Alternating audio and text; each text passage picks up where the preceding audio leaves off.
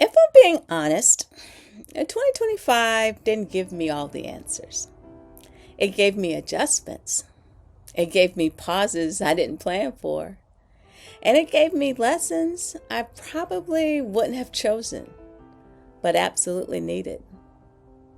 This wasn't a year of big, loud wins for me. No, it was a year of quiet recalibrations.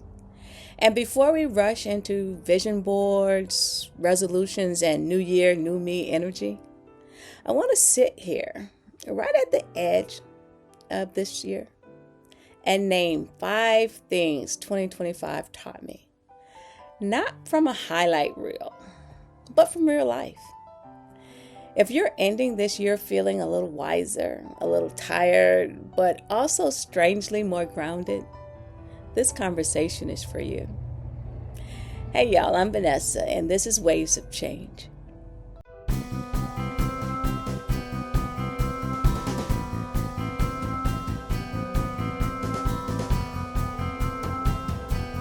Lesson number 1. Some doors close to protect you. One of the hardest lessons this year was realizing that not everything I wanted was meant to be. There were opportunities I hoped would work out, like my retirement, plans I thought were sure things, like a new job, moments where I was convinced this is it, like a relationship, and then they didn't happen. At first, it felt like a loss, like delay, like rejection. But with time and distance, I started to see things different. Those closed doors weren't punishment. They were protection. Some things don't fall apart because you fail. They fall apart because they were never meant to be in your future. The quote for this lesson is, "Not everything you lose is a loss." And that realization didn't come overnight. It came slowly, quietly, after the emotions settled and clarity crept in. Which leads me to the next lesson. Because once you stop chasing every open door, you start learning how to show up differently. Lesson number 2, consistency beats confidence. 2025 reminded me that confidence is wildly overrated because confidence waits until conditions feel perfect. Consistency, it shows up anyway. There were plenty of moments this year where I didn't feel ready, didn't feel certain, didn't feel particularly brave. But I kept going. I showed up tired. I showed up unsure. I showed up without clarity. And here's what I learned. And there's a quote for this lesson. Confidence grows after commitment, not before. Most of the growth I experienced this year didn't come from feeling bold. Oh no. It came from being faithful to small, repeated steps. And if you're waiting to feel confident before you move in 2026, you might be waiting longer than you need to. But even consistency has its limits, because there are moments this year when pushing wasn't the answer for me, which brings me to one of the most important lessons of all. Lesson number 3. Seasons are real, y'all, and you can't rush them. 2025 taught me very clearly that seasons are not a metaphor. They're reality.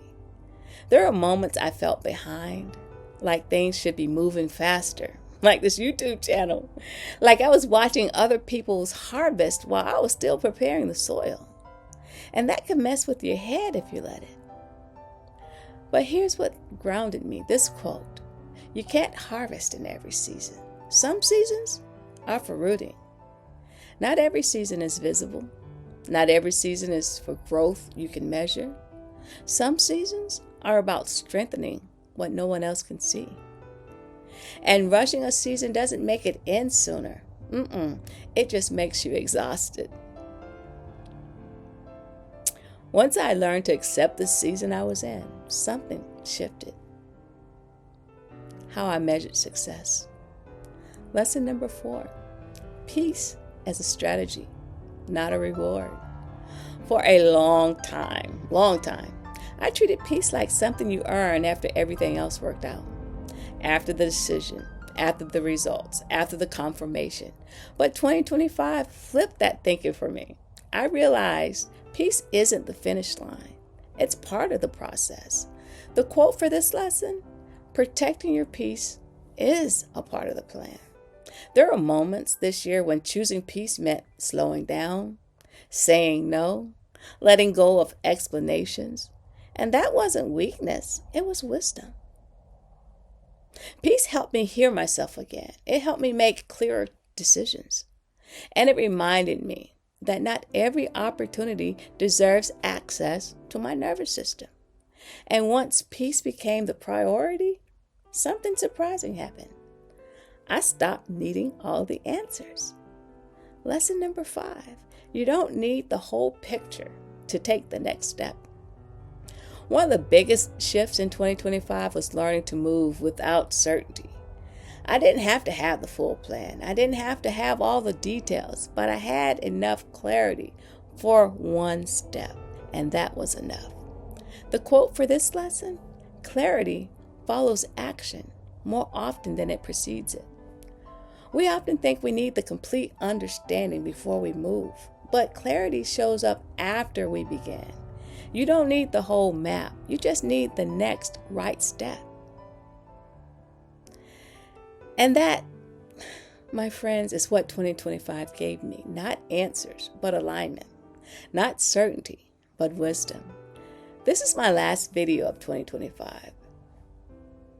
And I couldn't think of a better way to close this year than with gratitude for the lessons, the pauses, the growth, and even the disappointments that shaped me. If you're ending this year feeling like you're not where you thought you'd be, hear me, and hear me good. You're not late. You're right where you need to be.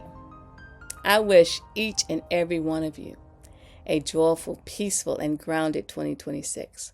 One where you move with intention instead of pressure, with trust instead of fear, and with grace for the season you're in.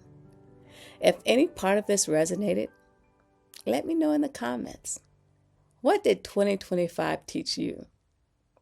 I'll see you all in 2026. Thanks for walking this journey with me. And as always, you're never too late, and your peace is never too far. Bye.